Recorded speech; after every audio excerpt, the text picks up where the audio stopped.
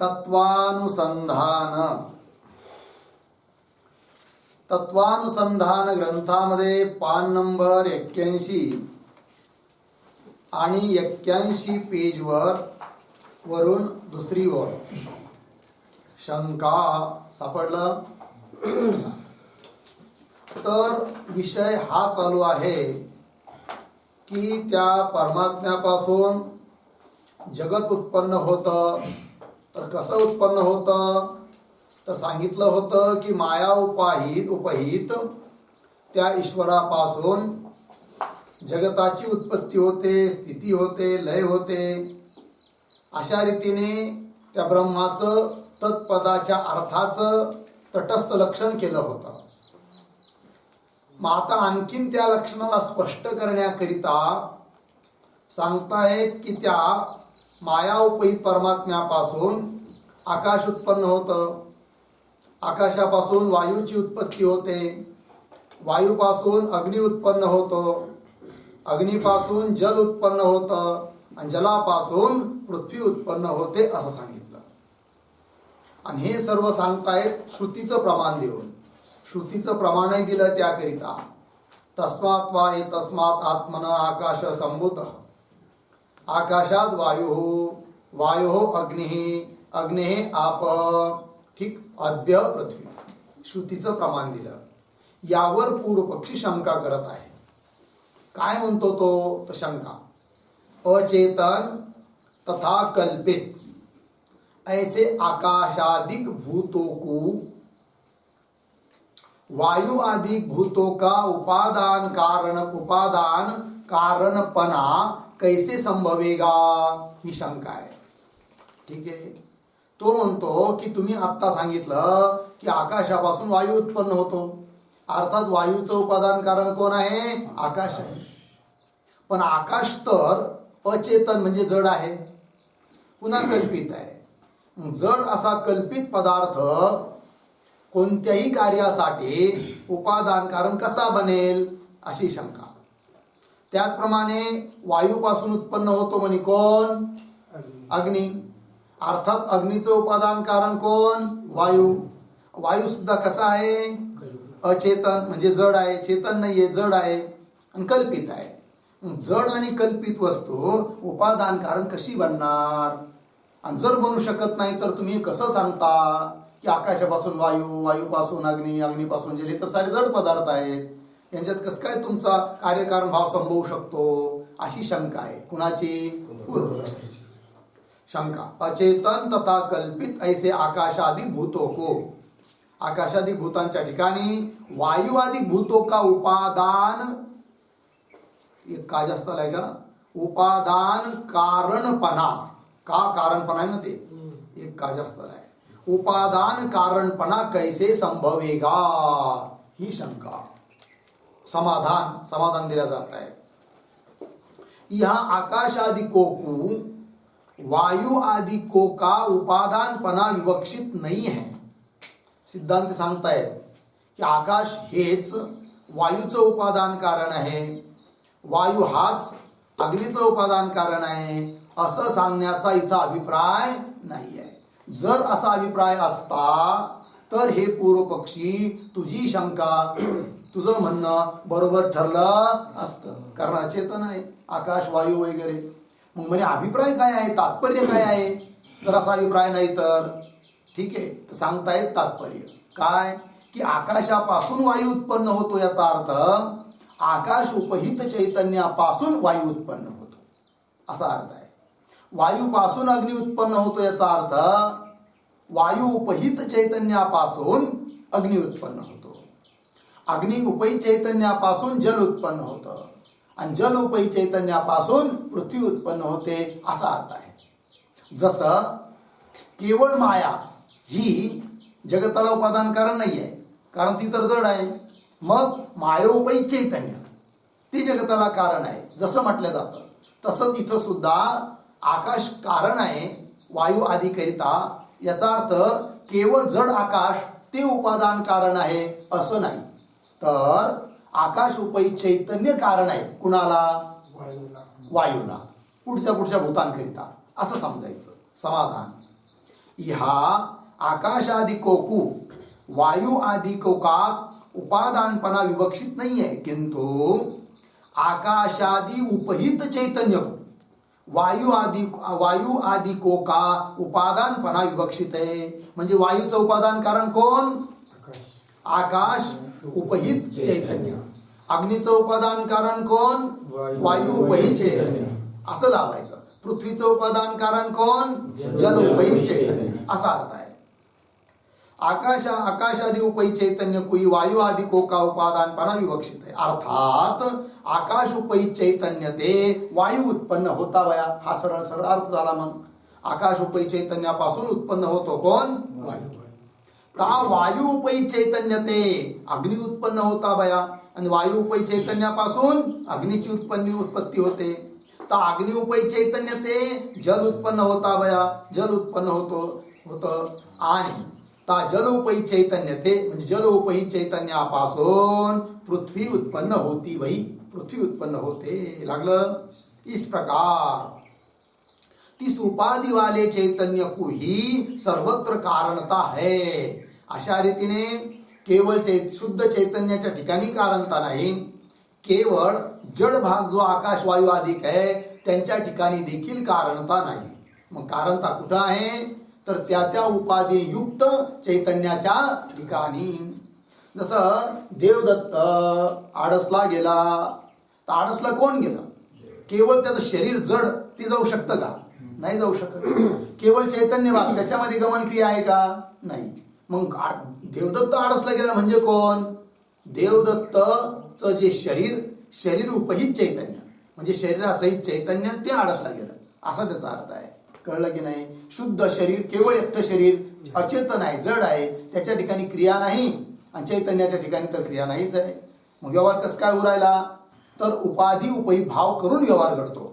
म्हणजे शरीर उपहित चैतन्य गेलं असा त्याचा अर्थ होतो. तसं इथं सुद्धा आकाश उपादान कारण आहे वायूला. म्हणजे काय? आकाश उपहित चैतन्य कारण आहे. अर्थात आकाश उपहित चैतन्यापासून वायू उत्पन्न होतो, हा त्याचा अर्थ आहे. कळलं? चला पण इस प्रकार तिस उपाधि वाले चैतन्य को ही सर्वत्र कारणता है. लागलं.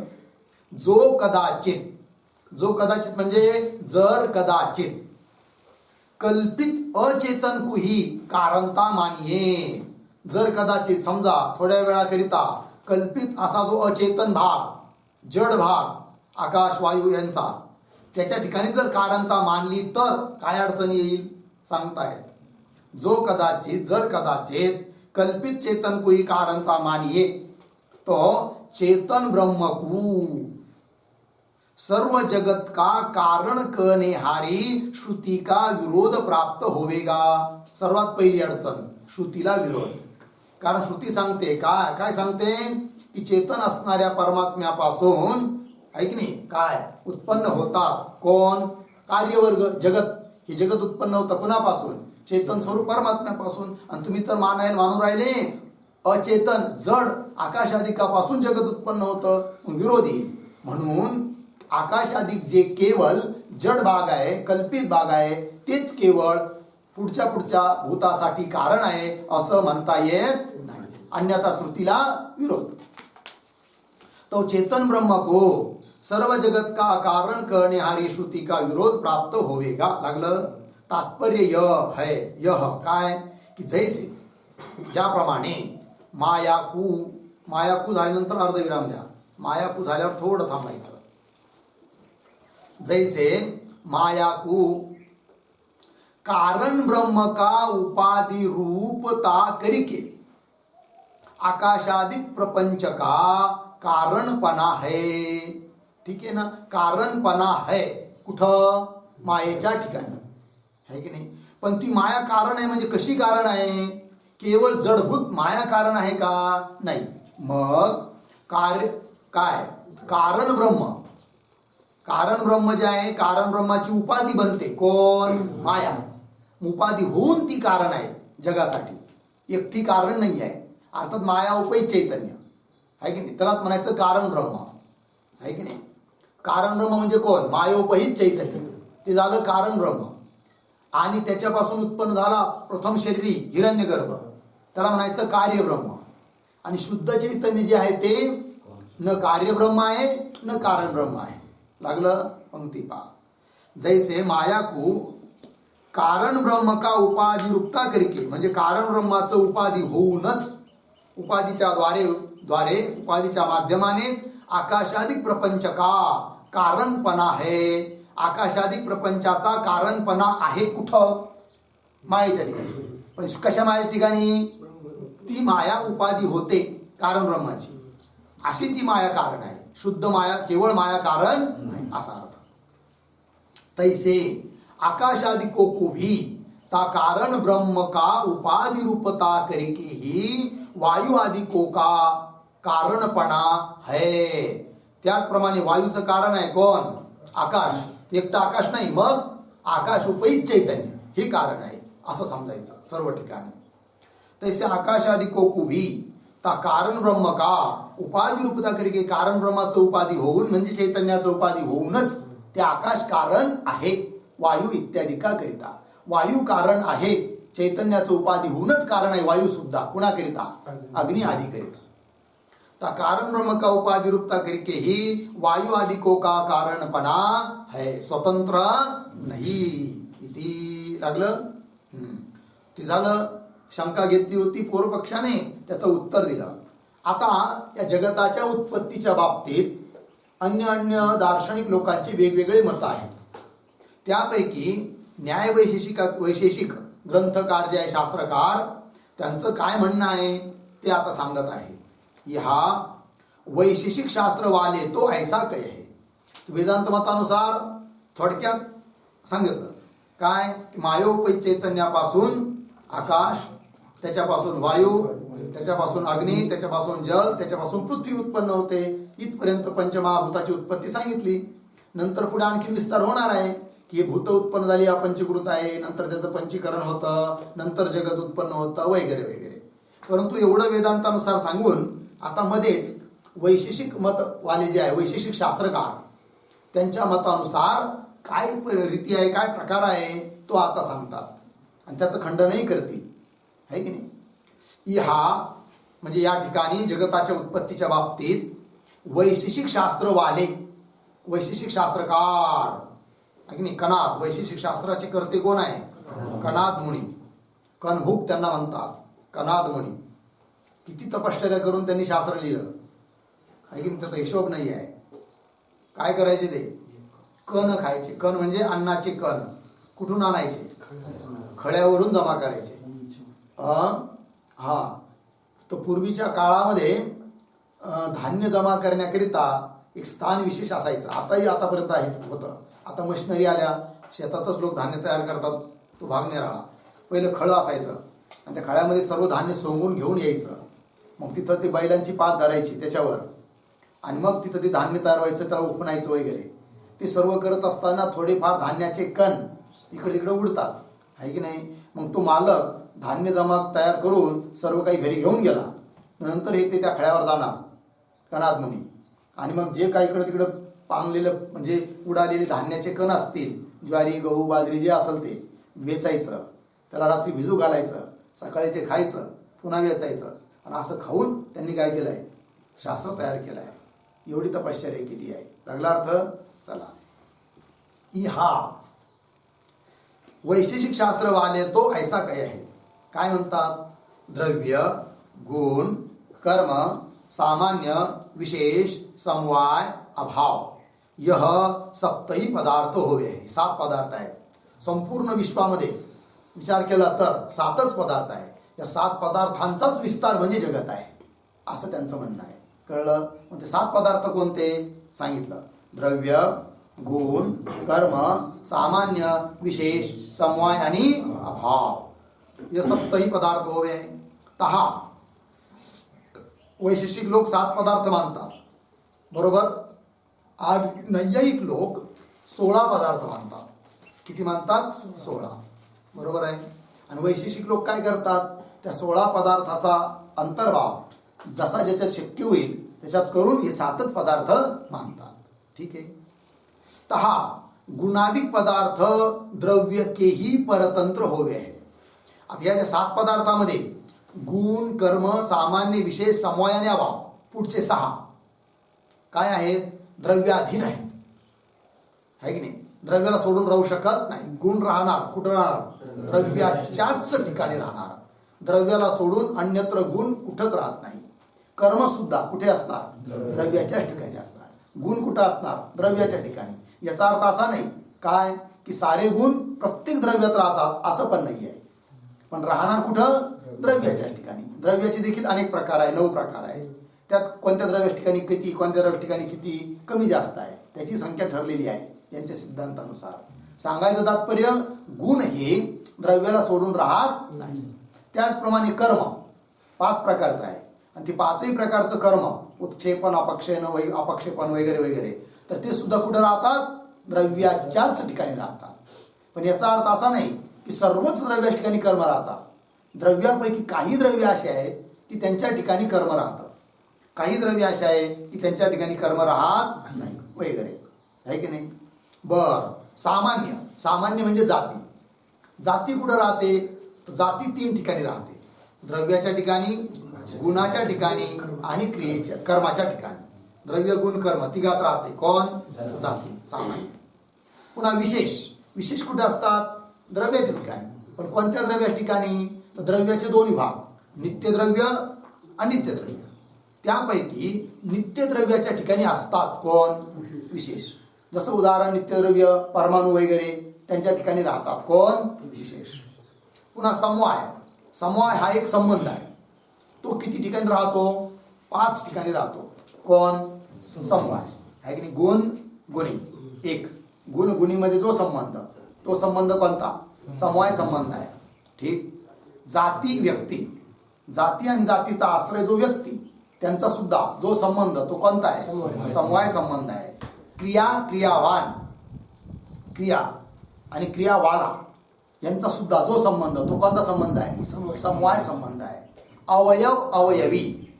जसं अवयवी म्हणजे कार्य, घट, आणि त्याचे अवयव कपाल. आहे की नाही? तर त्या अवयव अवयवीचा जो संबंध, दुसरं उदाहरण पट, कपडा, अवयवी कार्य आहे आणि त्याचे अवयव तंतू, त्यांचा जो संबंध कोणता? समवाय संबंध आहे. आणि विशेष नित्यद्रव्य. तर नित्यद्रव्य आणि विशेष नावाचा पदार्थ यांचा जो संबंध तो सुद्धा कोणता आहे? समवाय. किती ठिकाणी राहतो? 5. पुन्हा अभाव. ठीक आहे. तर अभाव हा किती प्रकारचा आहे? अभाव याच्यामध्ये मतांतर आहे. कोणी 4 प्रकारचं म्हणतं, कोणी 5 प्रकारचं म्हणतं, जे असेल ते. पण अभाव कुठं राहतो? मग द्रव्याच्या ठिकाणी पण राहतो, गुणाच्या ठिकाणी, कर्माच्या ठिकाणी, सामान्य सर्व ठिकाणी राहतो. कोण? अभाव. ठीक आहे. आता पुढे पहा. ये सप्तही पदार्थ होवे तहा गुणाधिक पदार्थ द्रव्य की परतंत्र. द्रव्याच्या आधीने आहे की नाही? साऱ्यांचा संबंध येणं केन प्रकारे कुठे येतो? द्रव्याबरोबरच येतो. कळलं? गुणाधिक पदार्थ द्रव्य के ही परतंत्र होवे है और सर्व भाव कार्य. सापडलं? भाव कार्य याच्यानंतर अर्धविराम द्या.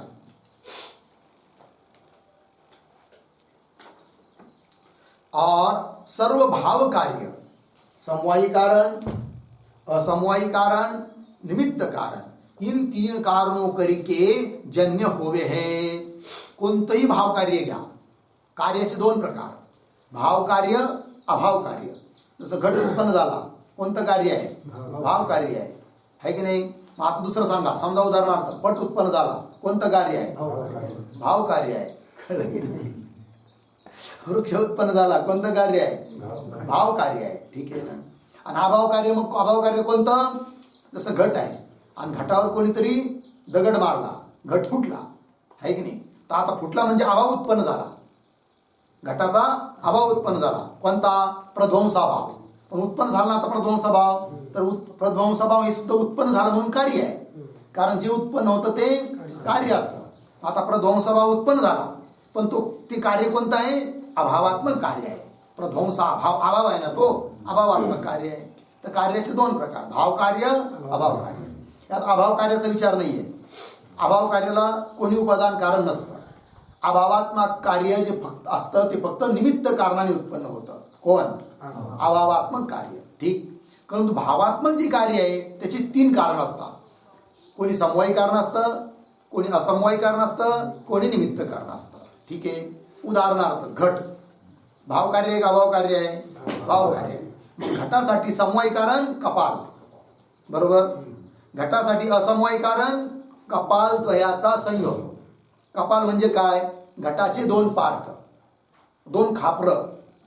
नाही कळलं तर घट अर्धा अर्धा कापायचा उभा, त्याचे दोन भाग झाले, उभा कापा काढवा कापा, त्याला म्हणायचं काय? कपाल. कधी कधी फोन येतात वृत्ती प्रभाकर ऐकत असताना काही लोकांचे, अहो म्हणे ते तुमचं सारं कळलं ते कपाल काय तेच कळलं नाही. म्हणून आता आणखी स्पष्टीकरण केलं कपाल. आता प्रसिद्ध आहे कपाल म्हणून सांगायची गरज वाटली नाही तेव्हा, कळलं की नाही.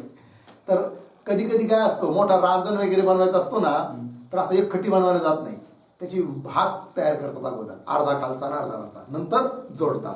तर ते झाले दोन कपाल. दोन कपाला संयोग झाला तेव्हा बनला कोण? घट. घटाकरिता समवायी कारण कोण? कपाल. असमवायी कारण कोण? कपालद्वयाचा संयोग. निमित्त कारण कोण? कुंभार वगैरे आहे की नाही, कुलाल, चक्र, दंड, हे सारे निमित्त कारण आहे. प्रत्येक कार्यासाठी, भाव कार्यासाठी यांच्या मतानुसार 3 कारण असतात. वेदांत मतामध्ये समवायी कारण मानत नाही, आहे की नाही. नाही, काय असमवायी कारण मानत नाही, 2च आहे, समवायी कारण आणि निमित्त कारण. ठीक आहे. असमवायी कारण निमित्त कारणाच्या अंतर्गत आहे वेदांत मतामध्ये. पण जाऊ दे, यांचं प्रक्रिया पाहून घेऊ. तर बघा आता पंक्ती, और सर्व भाव कार्य समवायी कारण, असमवायी कारण, निमित्त कारण, इन 3 कारणों करके जन्य होवे है. लागला अर्थ. तहा जन्य द्रव्य, जन्य गुण, कर्म य तीनों भाव कार्य कहे जावे है. आता भाव कार्य कोण कोण असतात बरं? तर भाव कार्यामध्ये जन्य द्रव्य, पुन्हा जन्य गुण आणि कर्म हे 3 भाव कार्य आहेत. केवळ असं नाही म्हटलं द्रव्य गुण कर्म हे भाव कार्य असं नाही म्हटलं, कारण द्रव्यामध्ये देखील 2 प्रकार आहेत. काही द्रव्य जन्य आहे आणि काही अजन्य आहे, म्हणजे उत्पन्न होणारे आहेत काही, आणि काही उत्पन्न होणारे नाहीत वैशेषिक मतानुसार. म्हणजे कसं बरं? द्रव्य म्हणजे कसं? तर द्रव्य जे आहे काही उत्पन्न होणार आहे, जसं घट उत्पन्न होतो, पट उत्पन्न होतो, पृथ्वी उत्पन्न होते, जल उत्पन्न होतं, म्हणून कसे द्रव्य झाले? जन्य द्रव्य झाले. आणि पृथ्वीचे जे मूळ परमाणू ते द्रव्यच आहे, पृथ्वीचे असल्यामुळं पृथ्वीचे आहे, द्रव्य आहे, पण ते नित्य आहेत, म्हणून त्याला जन्य द्रव्य म्हणता येत नाही. मग जन्य द्रव्य जे आहे ते भावकार्य आहे, सारे द्रव्य कार्य आहे असं नाही. कळलं? तर जन्य द्रव्य. पुन्हा जन्य गुण, गुणात देखील 2 प्रकार, काही गुण उत्पन्न होतात आणि काही गुण उत्पन्न होतच नाही, नित्य असतात. मग जे उत्पन्न होणारे गुण आहेत त्यांना म्हणायचं काय? भाव कार्य. कळलं की नाही? ईश्वरचे ज्ञान, इच्छा, प्रयत्न नित्य गुण आहेत, उत्पन्न होत नाही, आहे की नाही. पुन्हा आत्म्याचे गुण नित्य आहेत, ठीक, काही अनित्य पण आहेत. ता जन्य द्रव्य, जन्य गुण, कर्म. आता कर्म जेवढं बी आहे ते सर्व कसं असतं? कार्यच आहे, उत्पन्नच होणार आहे. कर्म असं एकही नाही की जे नित्य आहे, अजन्य आहे, असं नाही. म्हणून कर्माच्या अगोदर जन्य हे विशेषण लावण्याची गरज पडली नाही. तर पहा मग, ता जन्य द्रव्य, जन्य गुण, कर्म य तीनों भाव कार्य कहे जावे हैं. तहा समवायी कारणता तो एक द्रव्य पदार्थ विषय ही होवे है. सापडलं? कारणाचे किती प्रकार? 3. कोण कोण? समवायी कारण, असमवायी कारण, निमित्त कारण. त्यापैकी कोणतंही भावकार्य असू द्या, त्याकरिता समवायी कारण जर बनणार असेल तर फक्त द्रव्यच बनतात. काय?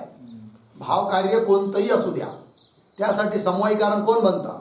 द्रव्याचं. समवायी कारण बनण्याची योग्यता द्रव्याला सोडून अन्य कशातच नाही आहे की नाही. समवायी कारण कोण बनतं? मग द्रव्य. कशाकरिता? भाव कार्याकरिता. अभाव कार्याला तर समवायी कार्याची जरूरतच नाहीये, भाव कार्य घेतलं. जसं उदाहरण पट भाव कार्य आहे की नाही, त्याच्याकरिता समवायी कारण कोण आहेत? तंतू. तंतू ही सुद्धा काय आहे? द्रव्यच आहे, बरोबर. आता जाऊ द्या, घटाचं रूप घ्या, तर रूप गुण आहे की नाही, भाव कार्य आहे. मग त्यासाठी समवायी कारण कोण? घट. म्हणजे कोण झाला शेवटी? द्रव्यच. कर्म उत्पन्न झालं घटाच्या ठिकाणी किंवा मनुष्याच्या ठिकाणी, तर त्या कर्माचं समवायी कारण कोण? मनुष्याचं ते शरीर. शरीर काय आहे? द्रव्यच आहे. एकंदरीत काय नियम ठरला? की सर्व भाव कार्याकरिता समवायी कारण जर कोणी बनत असेल तर ते फक्त द्रव्यच बनतात. ता समवायी कारणता, तो समवायी कारणता म्हणजे समवायी कारणपणा, तो म्हणजे तर एक द्रव्य पदार्थ विषयी होवे, केवळ द्रव्य पदार्थाच्याच ठिकाणी आहे. लागला अर्थ. गुण कर्मादिको विषय होवे नाही. गुण कर्मादिको विषय होवे नाही म्हणजे गुणाच्या ठिकाणी समवायी कारणता नाही, कर्माच्या ठिकाणी समवायी कारणता नाही. अर्थात गुण कर्म वगैरे कोणत्याही कार्यासाठी समवायी कारण बनत नाही. गुण कर्मादिको विषय होवे नाही. और असमवायी कारणता, गुण कर्म इन दोनों पदार्थों विषय ही होवे है. आता पहा, कारणाचे 3 प्रकार आहे की नाही. समवायी कारण झालं, आता दुसरं असमवायी कारण. असमवायी कारण कोण असतं मग, तर सांगतायत कोणतंही भाव कार्य घ्या, त्यासाठी असमवायी कारण जर कोणी होत असेल तर तो एकतर बनेल गुण किंवा एकतर बनेल कर्म. हे दोघंच. असमवायी कारण या दोघांना सोडून अन्य कोणीही होऊ शकत नाही. द्रव्य हे असमवायी कारण नाहीये कोणत्याही कार्यासाठी, आहे की नाही. मग असमवायी कारण कोण बनतं, फक्त गुण आणि कर्मच बनतात. उदाहरण, जसं कार्य घेतलं पट, काय घेतलं कार्य, पट. पटासाठी तिन्ही कारण सांगावं लागतील आपल्याला, समवायी कारण, असमवायी कारण, निमित्त कारण. मग पटासाठी समवायी कारण कोण आहे बरं, तंतू आहेत, बरोबर. पटासाठी असमवायी कारण कोण आहे बरं, तंतूंचा संयोग. तंतूंचा संयोग तो काय आहे, असमवायी कारण आहे. आणि संयोग हा काय आहे, गुण आहे. संयोग हा 24 गुणात येतो की नाही. 24 गुण माहिती आहे की नाही, कोणकोणते आहे. रूप, रस, तर्कसंग्रह विसरले, काय, रूप, रस, गंध, स्पर्श, शब्द, संख्या, पृथक्त्व, प्रवृत्त, गुरुत्व, संयोग, ऐक नाही. संयोग आला की नाही तिथं, किती झाले, 24 गुण आहे.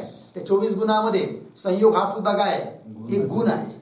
मग पटासाठी असमवायी कारण कोण बनला, संयोग म्हणजेच कोण बनला, गुण. लागला अर्थ. पंक्ती पहा. असमवायी कारणता गुण कर्म इन दोनों पदार्थों विषय ही होवे, अन्य पदार्थों विषय होवे. और निमित्त कारणता तो द्रव्याधिक सर्व पदार्थों विषय होवे है. लागलं. निमित्त कारण मात्र कोणीही बनू शकतं. कधी द्रव्य, कधी गुण, कधी कर्म, कोणीही निमित्त कारण होऊ शकतं. निमित्त कारण बनण्याला काही अडचण नाही. तहा पृथ्वी, आहे की नाही. आता 7 पदार्थ आहे की नाही. 7 पदार्थापैकी पहिला पदार्थ कोण, द्रव्य. त्या द्रव्याचे 9 भेद आणि कोणकोणते सांगतायत. तहा पृथ्वी, जल, तेज, वायू, आकाश, काल, दिक म्हणजे दिशा, आत्मा, मन, यह नवद्रव्य कहे जावे. हे 9 द्रव्य आहे, बरोबर.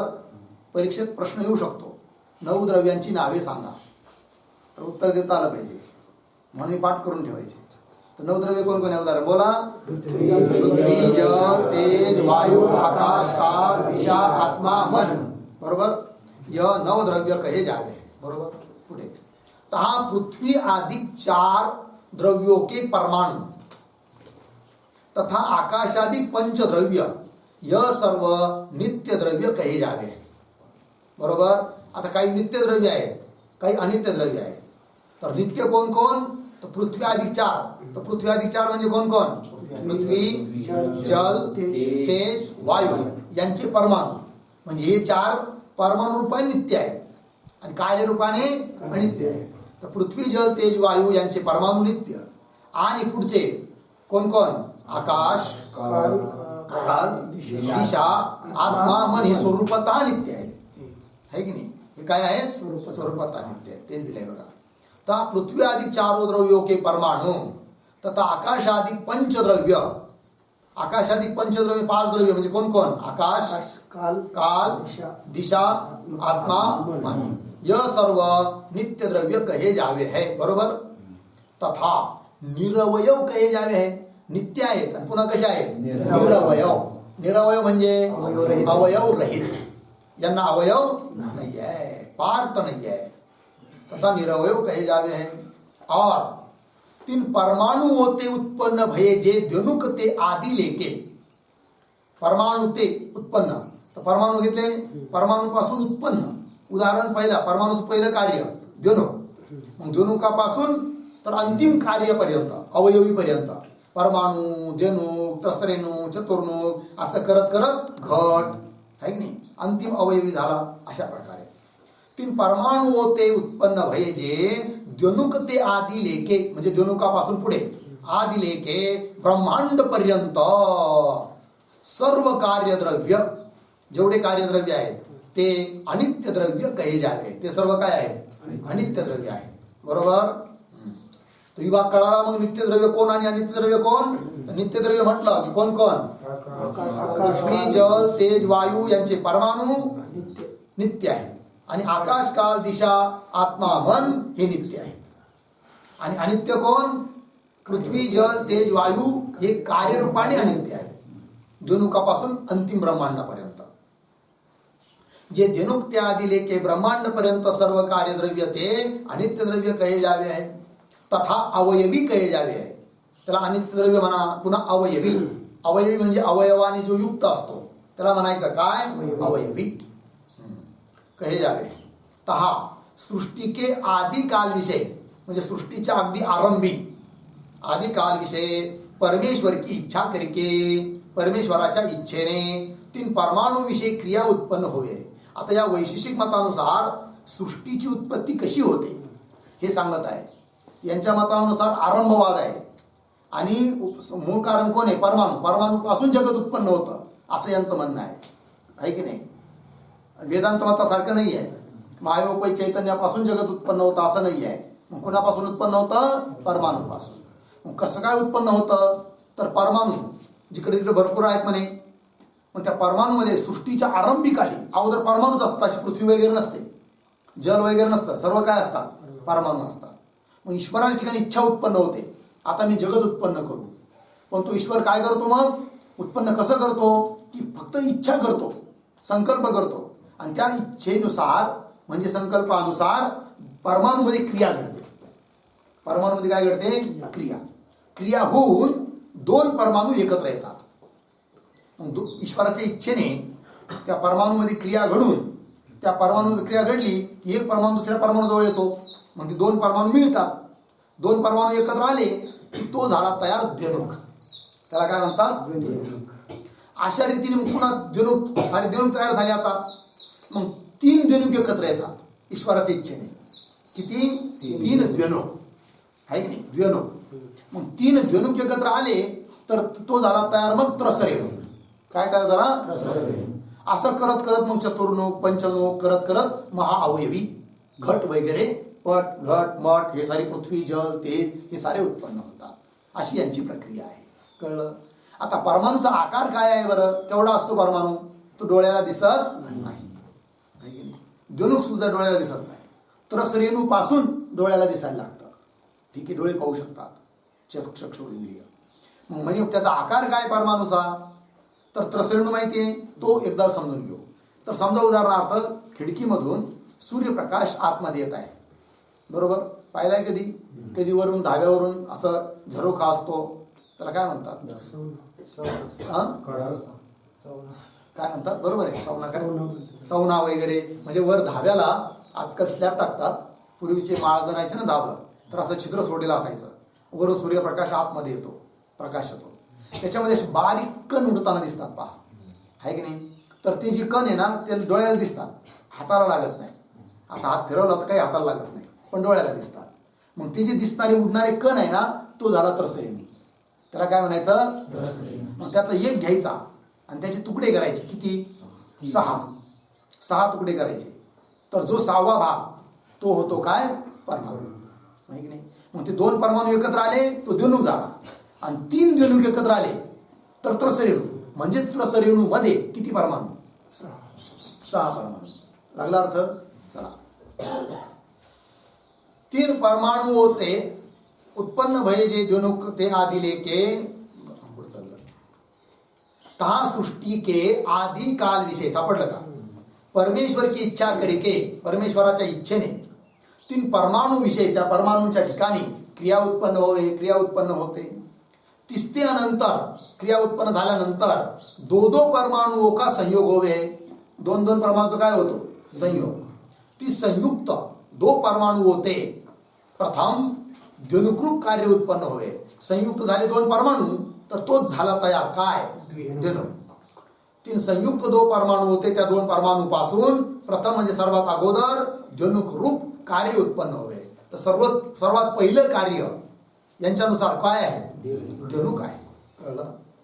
ता द्वनुक रूप कार्य का ते दो परमाणु तो समवायी कारण होवे. म्हणजे द्वनुक रूप कार्याचं समवायी कारण कोण? परमाणु. बरोबर. आणि असमवायी कारण कोण? हा, संयोग. पंक्ति पा. ता द्वनुक रूप कार्य का ते दो परमाणु तो समवायी कारण होवे और तीन दो परमाणुओं का संयोग. दोन परमाणु संयोग आहे ना, तो काय झाला? असमवायी कारण. तीन दो परमाणुओं का संयोग असमवायी कारण होवे है. लागला अर्थ? चला. और ईश्वर इच्छाधिक निमित्त कारण होवे. आणि त्या द्वनुकृप कार्यासाठी ईश्वराची इच्छा वगैरे हे काय झाले? निमित्त कारण. 9 साधारण कारण आहे, निमित्त कारणातच येतात. कोण कोण? ईश्वर, ईश्वर ज्ञान, ईश्वर इच्छा, ईश्वर प्रयत्न, काल, दिशा, अदृष्ट, प्रागभाव, प्रतिबंधका भाव. हे 9 काय आहेत? साधारण कारण आहे, निमित्त कारण आहेत. असमवायी कारण होवे और ईश्वर इच्छादि निमित्त कारण होवे. लागले एवढं? इस प्रकार आगे त्रेणुकादि कार्यों के भी समवायी कारणाधिक जानी लेणे. ठीक आहे ना? अशाच प्रकारे पुढे त्रेणुक उत्पन्न झालं, मग त्याचं सुद्धा समवायी कारण कोण, असमवायी कारण कोण, निमित्त कारण कोण, असंच तुम्ही समजून घ्या. इस प्रकार आगे त्रेणुकादि कार्यों के भी समवायी कारण जानी, समवायी कारणाधिक जानी लेणे. लागलं? इस प्रकार ता द्वनुकृप कार्य की उत्पत्ती ते अनंतर. त्या द्वनुकृप कार्याची उत्पत्ती झाल्यानंतर पुन्हा क्रिया करिके संयुक्त, पुन्हा त्या द्वनुकांमध्ये क्रिया होते आणि ते एक दुसरा संयुक्त होतात. मग 3 द्वनुक झाले एकत्र, तयार झाला कोण? त्रेणुक म्हणा, त्रसरेणु म्हणा, एकच बात आहे.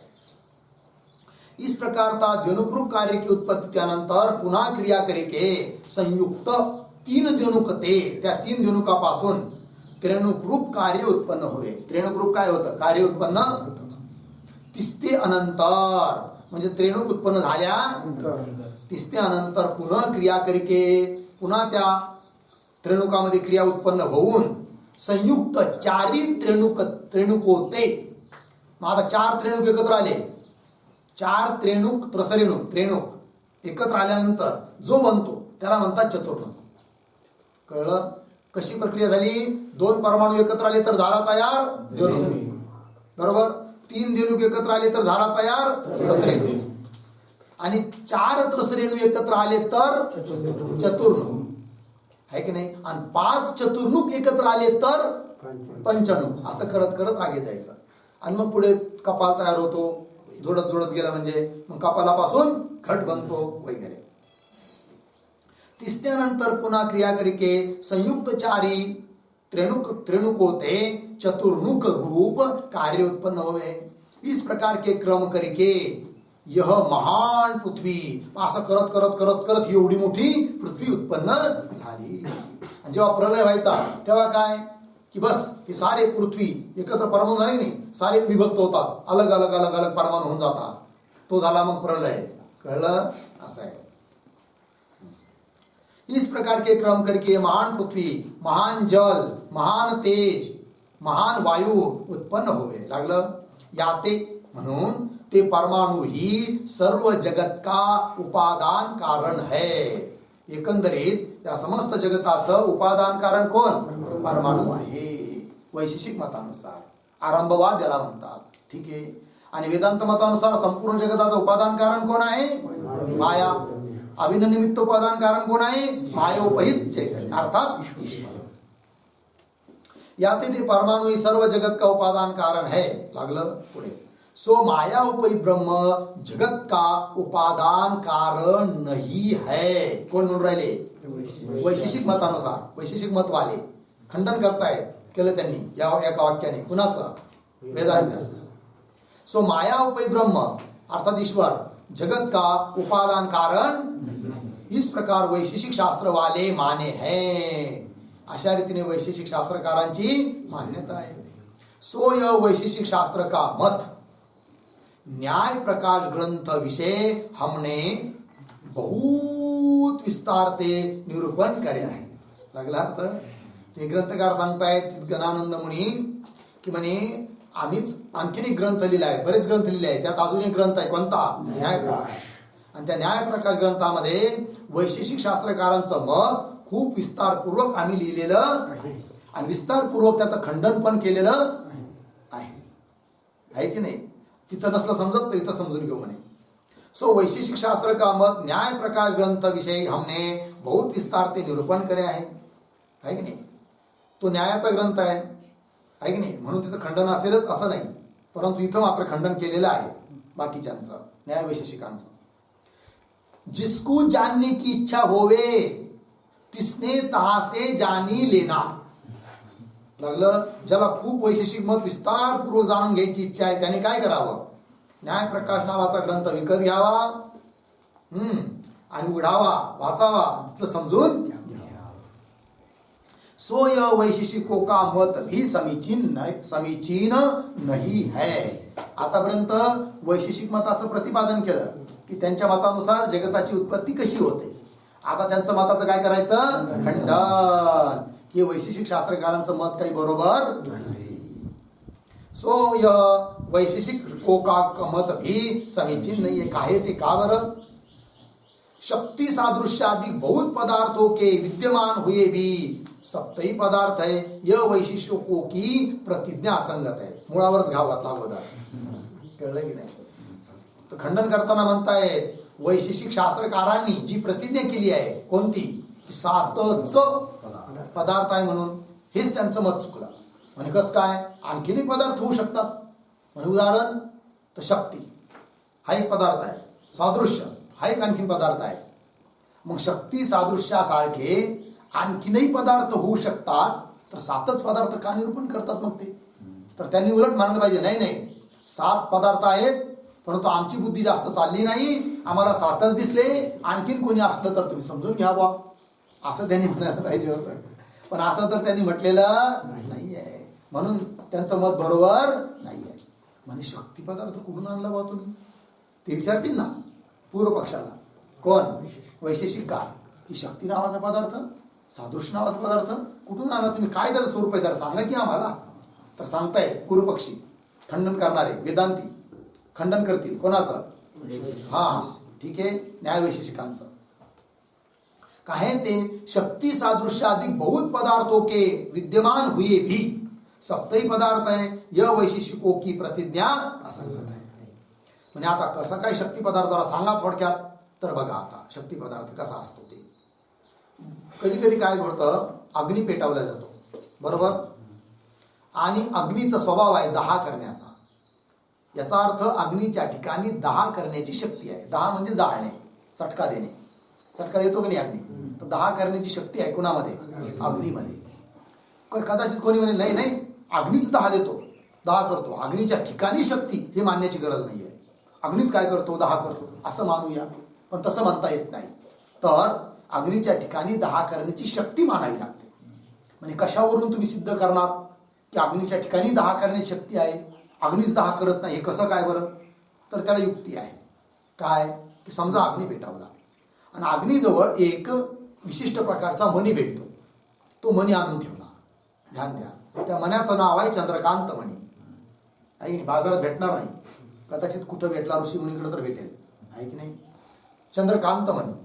तर तो चंद्रकांत मणी जर त्या अग्नीजवळ आणून ठेवला तर तुम्ही खुशाल अग्नीत हात घाला, चटका बसणार नाही. मग आता अग्नीत जर दहा करत असेल तर अग्नी तिथं आहे विद्यमान, दहा करायला पाहिजे. पण होतो का दहा? नाही. याचा अर्थ काय झाला की अग्नीच्या ठिकाणी दहा करण्याची शक्ती आहे आणि मणी ठेवल्यामुळे अग्नीजवळ तो चंद्रकांत मणी ठेवला, त्यामुळे ती शक्ती काय झाली? अदृश्य झाली, नष्ट झाली. म्हणून दहा होत नाही. आणि थोड्या वेळाने समजा तो चंद्रकांत मणी काळ उचलला, तिथून बाजूला नेऊन टाकला, नंतर अग्नीत हात घातला तर दहा होतो. याचा अर्थ 10 करण्याची शक्ती आता अग्नीच्या ठिकाणी आली.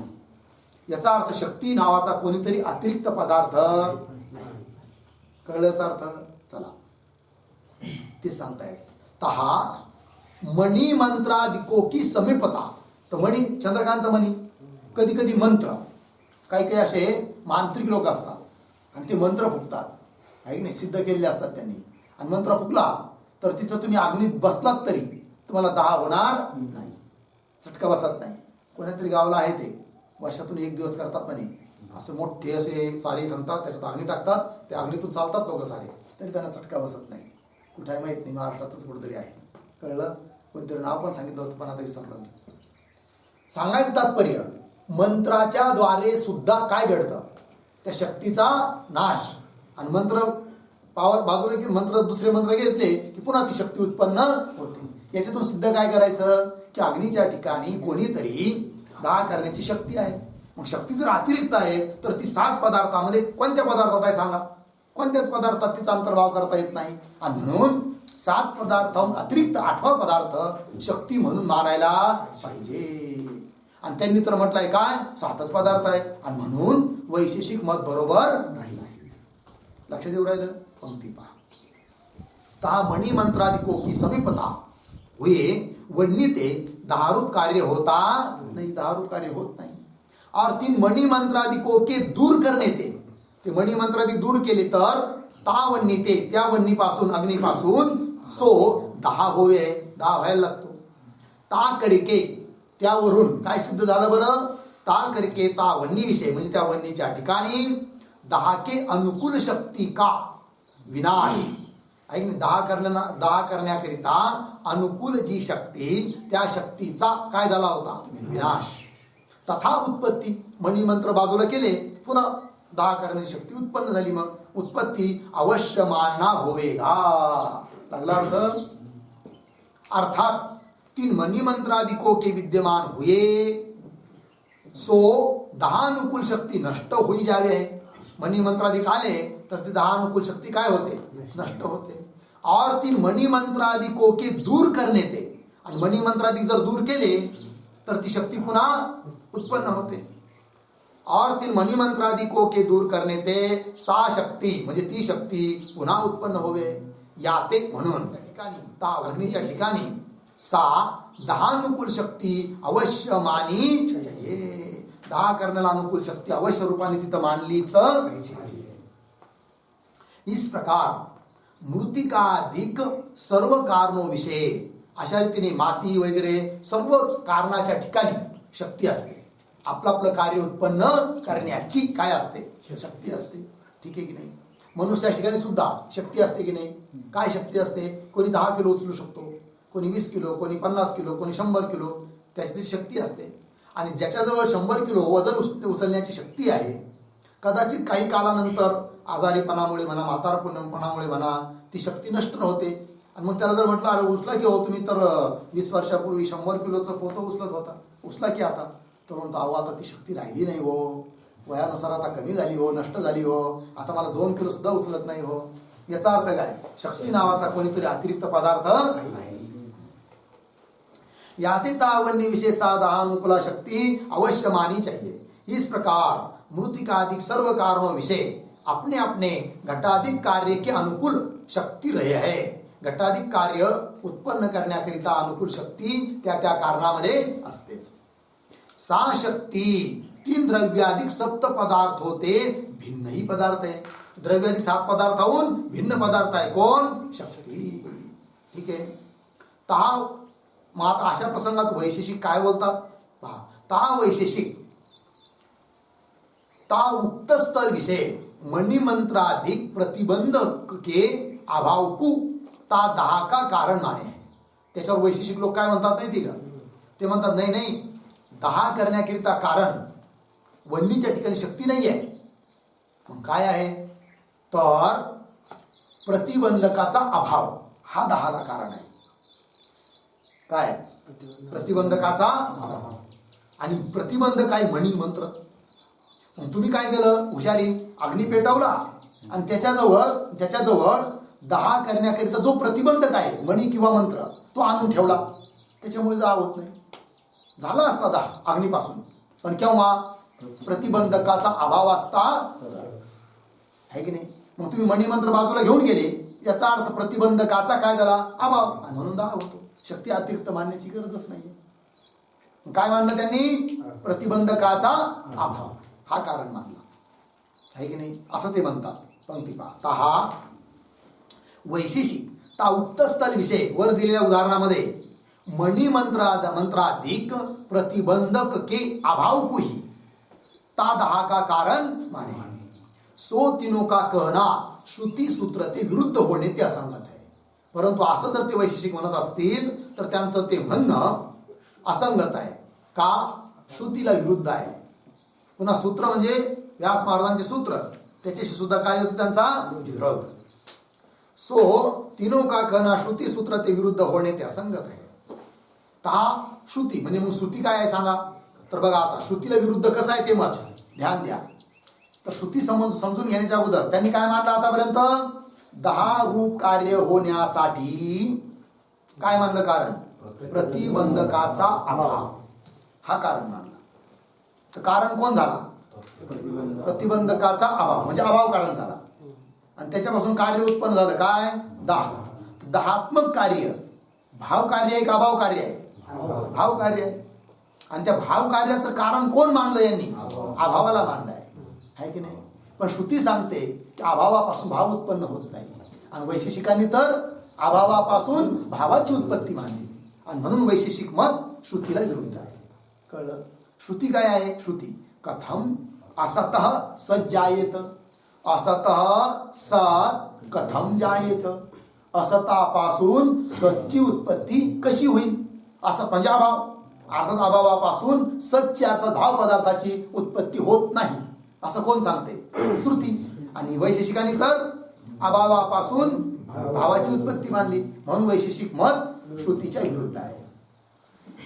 कथम असत असत जायेत अर्थय अभावरूप असतते म्हणजे अभावरूप असतापासून सत्कार्य की म्हणजे भाव कार्य की उत्पत्ती कदाचित भी होती नाही, कुठंच उत्पन्न होत नाही असं श्रुती सांगते. आणि त्याचे विरुद्ध मानलं मग वैशेषिकांनी, म्हणून श्रुतीला विरोध. और ता सूत्र पण देतात, ना सतो दृष्टत्वात, व्यास महाराजांचं सूत्र आहे काय, असतः अदृष्टत्वात न, म्हणजे असतापासून कोणताही भाव कार्य उत्पन्न झाल्याचं अदृष्टत्वात दिसत नाही. म्हणून असतापासून भाव कार्य उत्पन्न होते मानता येत नाही. असत नासतो अदृष्टत्वात लागलं अर्थय अभावरूप असतते, असतः अभावरूप असतापासून कार्य की उत्पत्ती युक्त नाही आहे. कार्य उत्पन्न होतं असं मानणं योग्य नाही आहे. अदृष्टत्वात दिसत नाही, असतापासून भाव कार्य उत्पन्न होताना दिसत नाही, म्हणून ते मानणं युक्त नाही. असं अभावरूप असत्य कार्य की उत्पत्ती युक्त नाही है. जिस कारण ते ज्या कारणाने की लोकविषय लोकव्यवहारामध्ये, लोकव्यवहारात सुद्धा असंच आहे ना, लोकव्यवहारात सुद्धा असतापासून सत काही उत्पन्न होताना दिसतं का.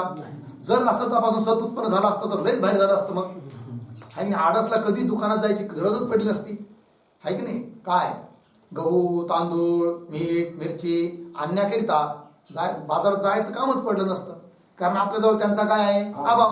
मग अभावापासूनच आपण बनवलं असतं काय, जेवण. पण असं घडतं का, नाही घडत. बघा, जिस कारण ते लोकविषय लोकांमध्ये देखील असत नरशृंगादिक होते.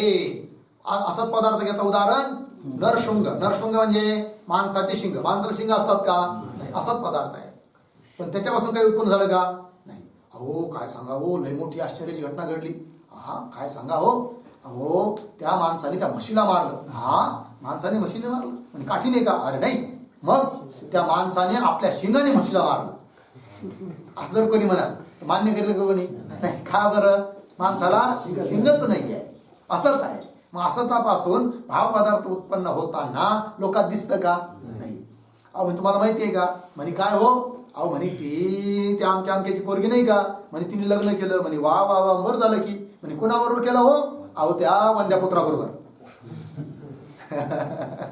असं घडतं का, होऊ शकत नाही. कारण वंद्यापुत्राबरोबर लग्न केलं असं कधी ऐकवत आहे, होऊ शकतं नाही, कारण वंद्यपुत्र काय आहे, असत पदार्थ आहे, त्याच्यापासून कोणतंच कार्य घडत नाही. पंक्ति पहा, जिस कारण ते लोक विषय असत नरशृंगादि को थे किसी भी कार्य की उत्पत्ति देखने विषय आवती नहीं, किंतु मग सत मृतिकादि को ते ही घटाधिक कार्यों की उत्पत्ति देखने विषय आले आहे. सत असे जे व्यावहारिक सत, सत म्हणजे पारमार्थिक सत नाही घ्यायचं, व्यावहारिक सत अशी जी माती तिच्यापासूनच उत्पन्न होतो कोण, घट वगैरे. सत मृतिकादि को ते ही घटाधिक कार्यों की उत्पत्ति देखने विषय आले आहे. इति लागला अर्थ, याते म्हणून प्रतिबंधक अभाव को कार्य का कारणपणा इस श्रुति सूत्र ते विरुद्ध होणे ते असंगत आहे. लागला अर्थ, म्हणून प्रतिबंधकाचा अभाव हा भाव कार्याला कारण आहे असं मानणं म्हणजे श्रुती आणि सूत्राला विरोध करणं आहे. बरोबर. पंक्ती पहा, याते प्रतिबंधक अभाव, प्रतिबंधकाच्या अभावाला कार्य का कारणपणा, कार्याचं कारणपणा कारण मानलंय, कार्याचं कारण कोण मानलं, प्रतिबंधकाचा अभाव, तर हे मानणं ठीक नाहीये. प्रतिबंधक अभाव को कार्य का कारणपणा कारण मानना इस श्रुति सूत्र ते विरुद्ध होणे ते असंगत आहे. लागला अर्थ. तर हे बघा, आता एकंदरीत काय ठरलं की वैशेषिकांचं मत योग्य नाही. का बरं, शक्ती वगैरे अतिरिक्त पदार्थ असून देखील त्यांनी शक्तीला अतिरिक्त पदार्थ मानलं नाही, अपितु शक्तीचा काही विचार न करता सातच पदार्थ आहे असं म्हटले, आणि म्हणून वैशेषिक मत बरोबर नाही. त्याचप्रमाणे सादृश्य नावाचा सुद्धा एक पदार्थ आहे, तो सुद्धा अतिरिक्त मानायला पाहिजे त्यांनी, पण मानला नाही, आणि म्हणून देखील वैशेषिक मत बरोबर नाही. पण सादृश्य काय असतं हो, ते सादृश्य कसं असतं, ते सादृश्य सांगा हो, सांगतात. इस प्रकार चंद्रवत मुखम आहे की नाही, कधी कधी प्रयोग होतो की नाही शब्दाचा, अरे बघा या लहान लेकराचं मुख किती सुंदर आहे, जसं असं वाटतं की चंद्रच आणून बसवला याच्या तोंडावर. कळलं की नाही, चंद्रवत मुख, चंद्रासारखं मुख आहे, म्हणजे चंद्र जसा तेजस्वी आहे की नाही, तसं या बालकाचं मुख तेजस्वी आहे. कळलं की नाही, चंद्र गोल आहे, तसं या पोराचं मुख कसं आहे, गोल आहे, तेजस्वी डोळे आहे, आणि म्हणून प्रयोग केला जातो चंद्रवत मुखम, म्हणजे चंद्राचं सादृश्य आहे कुठे, मुखाच्या ठिकाणी. मग सादृश्य सुद्धा एक पदार्थ आहे, मग तो हे मांडलंच नाही यांनी, सातच पदार्थ म्हणतात, आणि म्हणून हे वैशेषिक मत बरोबर नाही. चंद्रवत मुखम इत्यादी अनुभवते, या अनुभवावरून मुखादिको विषय, मुखाच्या ठिकाणी चंद्रादिको का सादृश्य सिद्ध होवे. याते सो सादृश्य भी, म्हणजे ते सादृश्य देखील ता शक्ती की नाही, त्या शक्तीप्रमाणेच तीन द्रव्याधिक सप्त पदार्थ होते, भिन्नही पदार्थ आहे. द्रव्याधिक 7 पदार्थापासून भिन्नच पदार्थ आहे कोण, सादृश्य. इस शक्ती सादृश्य का, तिथं काय ता झालंय ना, तादृश्य का, ताच्या जागी काय पाहिजे, सा. इस शक्ती सादृश्य का विस्तारते निरूपण तो न्याय प्रकाश के चतुर्थ परिच्छेद विषय करे आहे. शक्तीचं आणि सादृश्याचं विस्तारपूर्वक चिंतन तुम्हाला पाहिजे असेल तर न्याय प्रकाश नावाचा ग्रंथ त्याच्यामध्ये 4थ्या परिच्छेदात आम्ही केलेला आहे. जिसको जिज्ञासा होवे सो वा देखील लेवे. ठीक आहे ना, सो तासे जाणी लेना. लागलं. याचा अर्थ ग्रंथकाराचं म्हणणं आहे की तुम्ही हा ग्रंथ शिकल्यावर न्याय प्रकाश सुद्धा शिका, असा त्याचा अर्थ आहे. इस प्रकार शक्ती सादृश्य अधिक पदार्थों के विद्यमान हुए. बरोबर, शक्ती सादृश्य वगैरे असे भरपूर पदार्थ विद्यमान असताना देखील सप्तही पदार्थ आहे, य वैशेषिक का कहना असंगत है. वैशेषिकांचं मत काही बरोबर नाही. लागलं. आणखीनही त्यांचं खंडन करतायत, भरपूर खंडन होणार आहे, पण त्याचा विचार आपण उद्या करू. ओम पूर्णमदः पूर्णमिदं पूर्णात् पूर्णमुदच्यते पूर्णस्य पूर्णमादाय पूर्णमेवावशिष्यते. ओम शांति शांति शांति. शंकरं शंकर